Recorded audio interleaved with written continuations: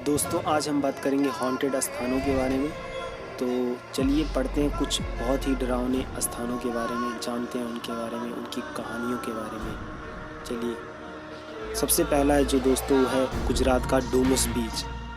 डूमस बीच दोस्तों, डूमस बीच के बारे में हम इसलिए चर्चा कर रहे हैं क्योंकि पिछले कुछ दिनों पर इंटरनेट पर यह चर्चा का विषय बन चुका है। कोई इसके बारे में अपने अनुभव शेयर करना चाहता है तो कोई इसके बारे में विस्तृत रूप से जानना चाहता है। डूमस बीच का इतिहास जो है वो बहुत ही अनोखा है दोस्तों। अरब सागर से लगा हुआ यह बीच सूरत के 21 किलोमीटर की दूरी पर है। यहाँ की रेत सफ़ेद नहीं बल्कि काली होती है। इस बीच का इतिहास किसी राजा या रानी की प्रेम कथा से नहीं जुड़ा है, लेकिन हाँ, लोगों का मानना है कि सदियों पहले यहाँ पर भूत प्रेतों ने अपना गढ़ बना लिया और इसीलिए यहाँ की रेत काली हो गई। यहाँ पर जो बीज है वहाँ पर लाशें जलाई जाती हैं। लोगों का मानना है कि जिन लोगों को मोक्ष प्राप्त नहीं होता या जिनकी असमान मृत्यु हो जाती है, उनकी रूह इस बीज पर बसेरा ले लेती है। क्या कहते हैं स्थानीय लोग? सूरत का विश्वास पटेल कहते हैं कि मैं 2 बार डूमस बीच गया, वहाँ अपने दोस्तों के साथ रात को थोड़ा समय भी बिताया। पहली बार रात बिताई तो मुझे ऐसा लगा कि कोई वहाँ समुद्र किनारे बैठा रो रहा है। सिसकियों की आवाज़ सुनाई दी।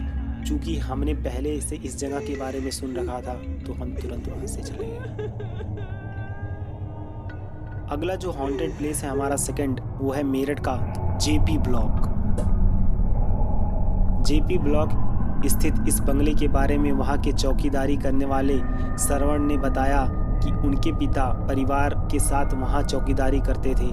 एक दिन पास ही स्थित कंपनी बाग चौराहे पर दरोगा डिसूजा की एक्सीडेंट में मौत हो गई। उसके कुछ दिन बाद लोगों को एक आत्मा दिखने लगी, जिसके बारे में कहा गया कि ये दरोगा डिसूजा की आत्मा है। सरवण ने बताया कि उनके पिता सोहनलाल 1945 में यहाँ आकर बस गए थे। बाद में देश आज़ाद होने पर अंग्रेज परिवार इस बंगले को खाली कर चले गए, जिसके उनके जाने के बाद जो इस बंगले में रहने आया उसे इसमें किसी आत्मा के होने का डर बैठ गया, जिसके बाद यह बंगला खाली हो गया और अब यह भूत बंगले के नाम से जाना जाता है। सरवण भी अब इस बंगले से दूर अलग स्थान पर रह रहे हैं। इस बंगले की ओर अब कोई जाना पसंद नहीं करता है। बंगले के आसपास घनी झाड़ियाँ उगाई हैं। कैंट एरिया होने के कारण आम आदमी का जाना वैसे भी प्रतिबंधित है यहाँ पर। दोस्तों एक कहानी प्रचलित है कि जो डिसूजा की आत्मा थी वो ब्रेड मक्खन मंगाती थी। लोगों का कहना है कि उस वक्त भटक रही डिसूजा की आत्मा लोगों से ब्रेड मक्खन और अंडे की डिमांड करती थी। सुबह सुबह अपने काम पर जाने वाले लोग डर के कारण चौराहे पर ब्रेड मक्खन या अंडे रखकर जाते थे।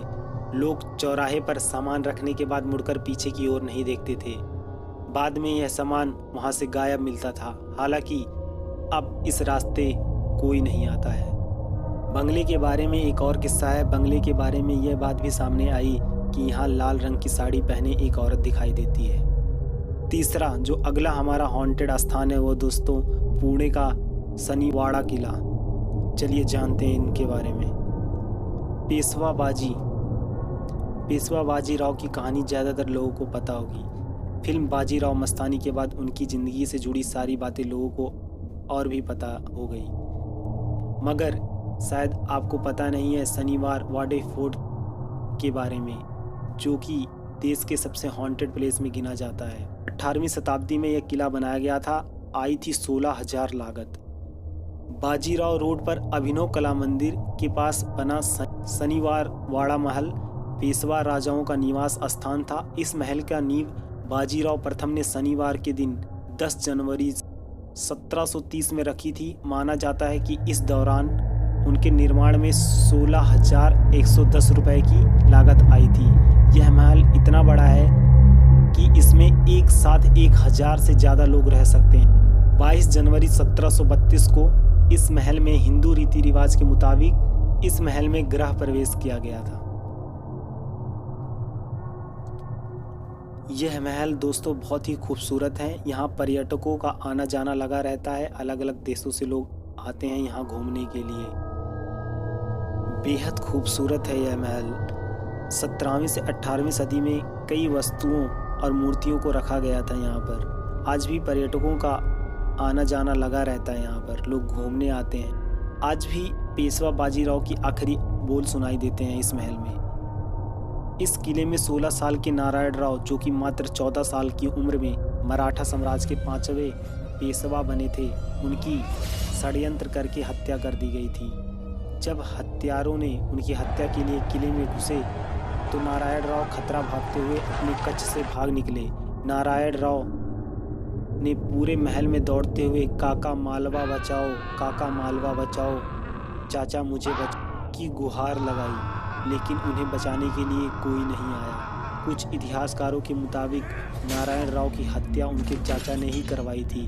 कहते हैं कि आज भी नारायण राव की आत्मा इस किले में भटकती है और उनके द्वारा बोले गए आखिरी शब्द काका मालवा बचाओ की आवाज़ आसपास के लोगों को सुनाई देती है। अंधेरी रात में यह महल और भी अधिक डरावना हो जाता है। किले का जला हुआ भाग आज भी नजर आता है। किले का जला हुआ भाग आज भी हम देख सकते हैं। किसी को शाम को अंदर जाने की इजाज़त नहीं होती। लोगों का मानना है कि आज भी नारायण राव की चीखें यहाँ गूंजती रहती हैं।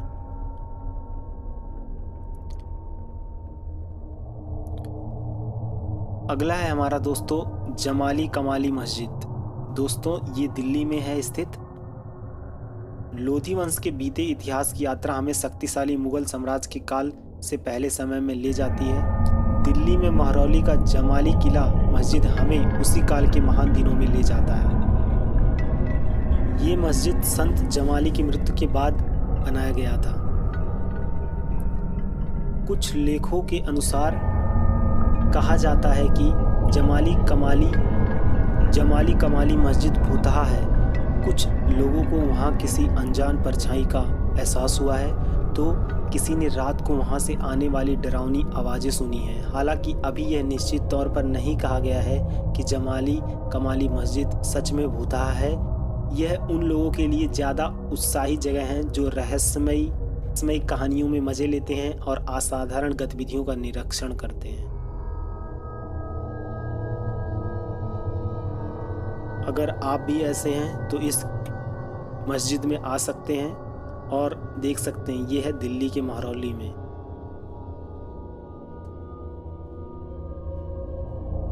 हमारा जो 6th हॉन्टेड प्लेस है दोस्तों वो है कुलधारा गांव, जो कि राजस्थान में है। जैसे कि आप स्क्रीन पर देख पा रहे हैं, यह गांव पिछले 170 साल से वीरान पड़ा है।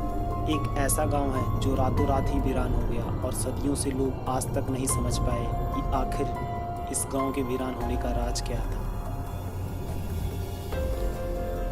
कुलधारा गांव के वीरान होने को लेकर एक अजीबोगरीब रहस्य है। दरअसल कुलधारा की कहानी शुरू हुई थी आज से करीब 200 साल पहले, जब कुलधारा खंडहर नहीं था बल्कि आसपास के 84 गांव पालीवाल ब्राह्मणों से आबाद हुआ करते थे। लेकिन फिर जैसे कुलधारा को किसी की बुरी नज़र लग गई। वो शख्स था रियासत का दीवान सिंह सलाम, जिसकी गंदी नज़र गांव की एक खूबसूरत लड़की पर पड़ गई थी। दीवान उस लड़की के पीछे इस कदर पागल था कि बस किसी तरह उसे पा लेना चाहता था। उसने उसके लिए ब्राह्मणों पर दबाव बनाना शुरू कर दिया। हद तो तब हो गई जब सत्ता के मद में चूर उस दीवान ने लड़की के घर संदेश भिजवाया कि यदि अगले पूर्णमासी तक उसे लड़की नहीं मिली तो वह गांव पर हमला करके लड़की को उठा ले जाएगा। दीवान और गांव वालों की ये लड़ाई अब कुंवारी लड़की के सम्मान की थी और गांव के आत्मसम्मान की भी। गांव के चौपाल पर पालीवाल ब्राह्मणों की बैठक हुई और 5000 से ज़्यादा परिवारों ने अपने सम्मान के लिए रियासत छोड़ने का फैसला ले लिया। कहा जाता है कि निर्णय लेने के लिए सभी 84 गांव वाले एक मंदिर पर इकट्ठा हो गए और पंचायत ने फैसला किया कि कुछ भी हो जाए अपनी लड़की उस दीवान को नहीं देंगे। अगली शाम कुलधारा कुछ यूं वीरान हुआ कि आज परिंदे भी उस गांव की सरहदों में दाखिल नहीं होते। कहते हैं कि गांव छोड़ते वक्त उन ब्राह्मणों ने उस जगह को श्राप दिया था। आपको बता दें कि बदलते वक्त के साथ 82 गांव दोबारा बन गए, लेकिन 2 गांव कुलधारा और खंबा तमाम कोशिशों के बाद भी आज वीराना है। ये गांव अब भारतीय पुरातत्व विभाग के संरक्षण में है, जिसे दिन की रोशनी में सैलानियों के लिए रोज खोल दिया जाता है।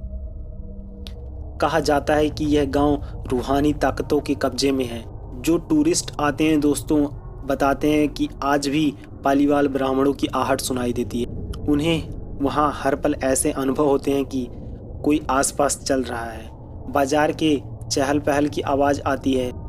महिलाओं की बात करने और उनकी चूड़ियाँ और पायलों की आवाज़ हमेशा ही आती रहती है। प्रशासन ने इस गांव की सरहद पर एक फाटक बनवा दिया है, जिसके पार दिन में सैलानी घूमने आते रहते हैं, लेकिन रात को इस फाटक को पार करने की हिम्मत कोई नहीं करता है। कुलधारा गांव में एक मंदिर है जो आज भी शराब से मुक्त है। एक बावड़ी भी है जो उस दौरान में पानी पीने का जरिया था। एक खामोश गलियारे में उतरने की कुछ सीढ़ियां हैं। कहते हैं शाम ढलते ही अक्सर यहाँ कुछ आवाज़ें सुनाई देती हैं। लोग मानते हैं कि वो आवाज़ 18वीं सदी का वह दर्द है जिससे पालीवाल ब्राह्मण गुजरे थे।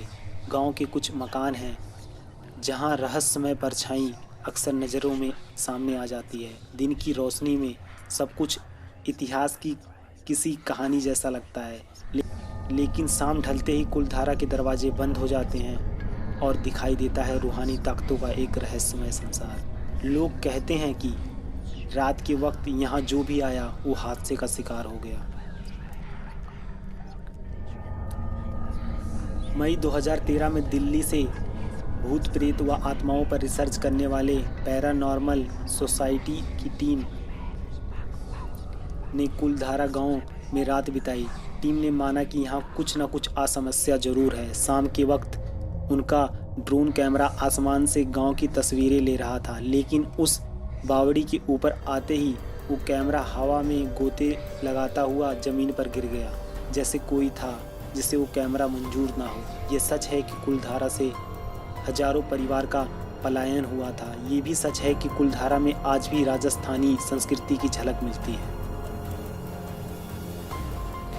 पैरानॉर्मल सोसाइटी के उप अध्यक्ष अंशुल शर्मा ने बताया कि हमारे पास एक डिवाइस है जिसका नाम गोस्ट बॉक्स है। उसके माध्यम से हम ऐसी जगहों पर रहने वाले आत्माओं से सवाल पूछते हैं। कुलधारा में भी ऐसा ही किया। जहां कुछ आवाज़ें आई तो कहीं असामान्य रूप से आत्माओं ने अपने नाम भी बताए।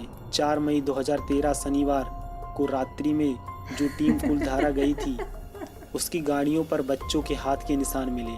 टीम के ये सदस्य जब कुलधारा गांव में घूमकर वापस लौटे तो उनकी गाड़ियों में कांच पर बच्चे के पंजे के निशान भी दिखाई दिए।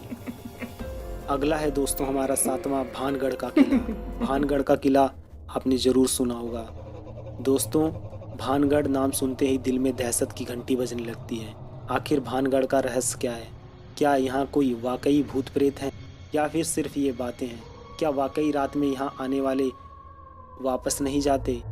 भानगढ़ राजस्थान के अलवार ज़िले में है। बड़ी तादाद में लोग यहाँ घूमने के लिए आते हैं, लेकिन रात होने से पहले ही वापस चले जाते हैं। आसपास के लोग कहते हैं कि रात के वक्त यहाँ हर पल ही आवाज़ें सुनाई देती हैं और घुंघरुओं की गूंज सुनाई देती है। इस किले का निर्माण 15वीं या 16वीं शताब्दी में हुआ। ये किला कैसे भूतिया बना, कई कहानियाँ प्रचलित हैं। इस किले का निर्माण आमेर के राजा भगवान दास ने कराया था। श्राप की कहानी जो है दोस्तों, ऐसा कहा जाता है कि भानगढ़ की राजकुमारी रत्नावती बहुत ही सुंदर थी और इसी सुंदरता पर एक तांत्रिक फिदा था। जिस दुकान से राजकुमारी के लिए इत्र जाता था, वह उस दुकान में गया और उस बोतल पर जादू कर दिया जो राजकुमारी के लिए भेजी जाने वाली थी। राजकुमारी को बोतल मिली तो सही, लेकिन एक पत्थर पर गिरकर टूट गई। जादूगर ने ऐसा जादू किया था, इस इत्र को लगाने वाला जादूगर के प्यार में पड़ जाता। अब इत्र पत्थर में लगा था तो पत्थर ही जादूगर से प्यार में उसी की ओर चल पड़ा। पत्थर ने जादूगर को कुचल दिया, लेकिन मरने से पहले उसने भानगढ़ को बर्बादी का श्राप दे दिया था। कुछ वक्त के बाद एक युद्ध हुआ जिसमें भानगढ़ तबाह हो गया और यहाँ रहने वाले सभी लोग मारे गए। एक कहानी और प्रचलित है दोस्तों। ऐसा कहते हैं कि एक साधु रहते थे और महल के निर्माण के वक्त उन्होंने चेतावनी दी थी कि महल की ऊंचाई कम रखी जाए ताकि परछाई उनके पास तक ना आए। लेकिन बनाने वाले ने इस बात का ध्यान नहीं रखा और अपनी मर्जी से महल बना दिया। साधु ने गुस्से में श्राप दे दिया, जिससे भानगढ़ तबाह हो गया। तबाह होने का वजह था दोस्तों, यहाँ पानी की कमी हो गई थी और 1783 में यहाँ अकाल पड़ा, जिससे भानगढ़ पूरी तरीके से उजड़ गया। ये थे कुछ haunted place. If you like then press the like button. Thank you.